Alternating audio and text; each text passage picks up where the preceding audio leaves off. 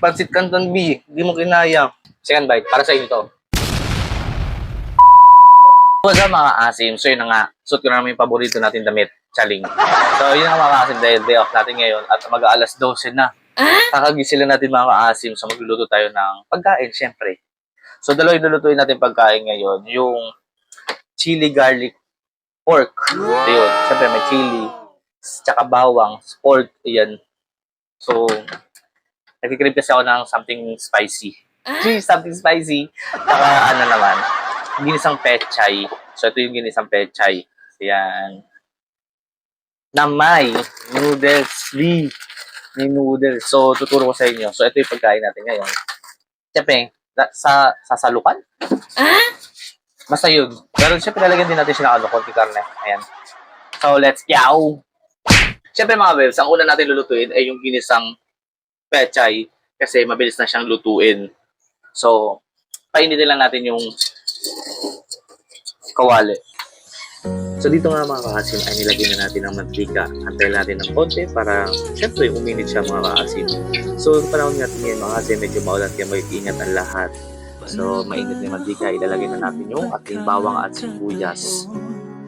So, lalagyan na rin natin yung karne, then lagyan natin ng tubig bago natin ilagay yung noodles. So, pinas-forward ko na siya dito mga kaasim para at least hindi kayo mapagod, syempre. So, ako lang ba yung mga nag-uulam ng ganito mga kaasim? Alam ko, may mga ibang dyan na nakaka-relate sa ulam na niluluto ko. So, matipid siya mga kaasim, masarap din, syempre. So, lalagyan na natin dito ang ating pechay. Saglit lang siya lutuin mga kaasim, less than 15 minutes, luto na agad ito.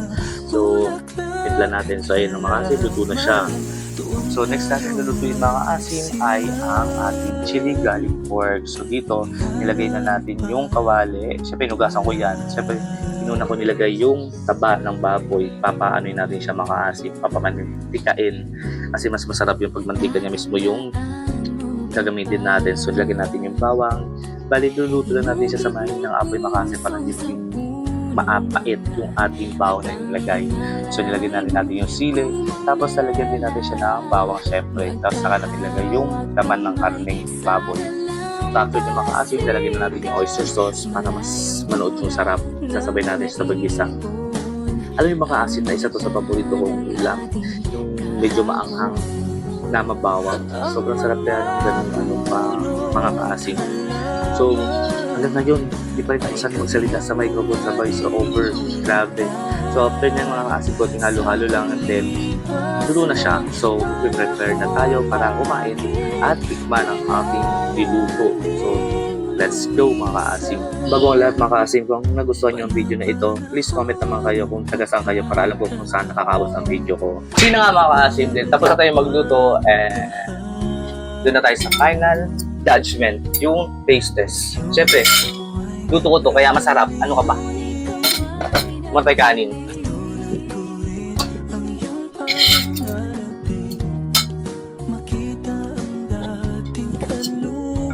So, yung mga kasi. So, yung chili garlic pork. Bango. Patin tayo ng taba. Ayan. Tapos yung tika. So, let's eat. Muna natin to. First bite.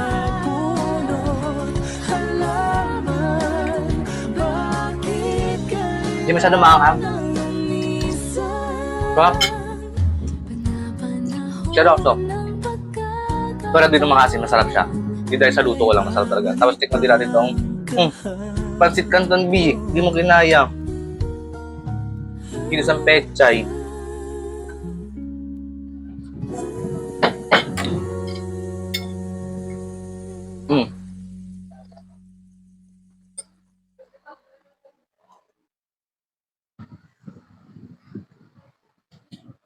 Sarap.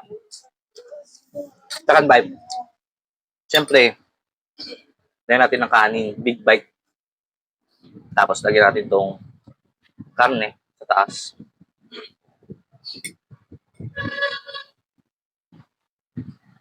Second bite, para sa inyo to.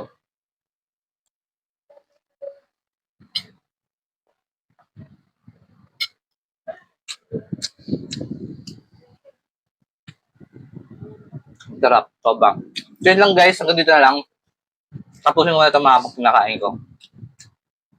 Kung meron kayong gustong ipaluto sa akin, comment nyo lang, syempre. So yun lang, bye-bye. Bye!